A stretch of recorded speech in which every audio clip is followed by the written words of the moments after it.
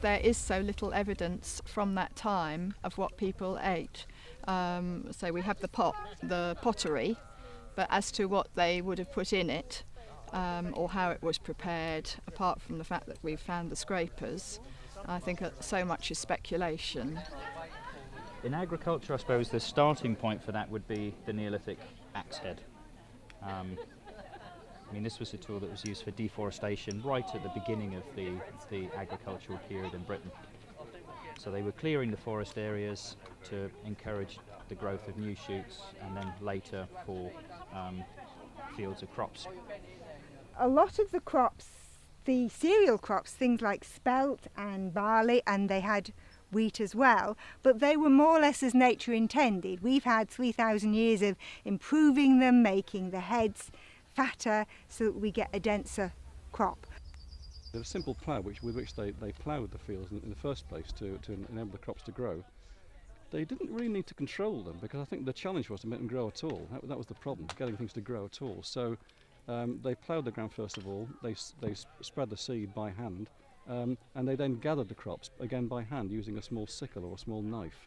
They were making bread from the wheat and the other grains that they were producing by grinding down the seed husks, and then what they could do is just throw off the harder outer husks and then grind down the inner seed, if you like, to produce flour.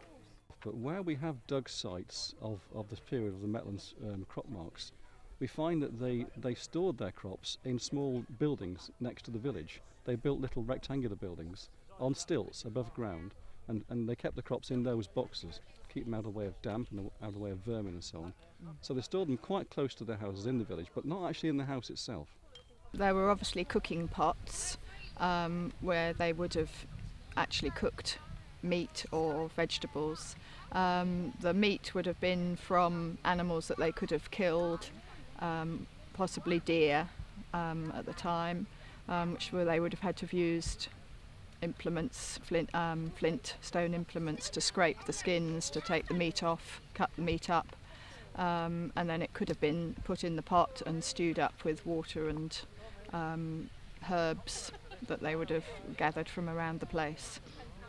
Well, some things they had as herbs that they used as medicines that we still use. The most obvious one is foxglove, which is that one over there, and that produces digitalis, which is used as a heart medicine.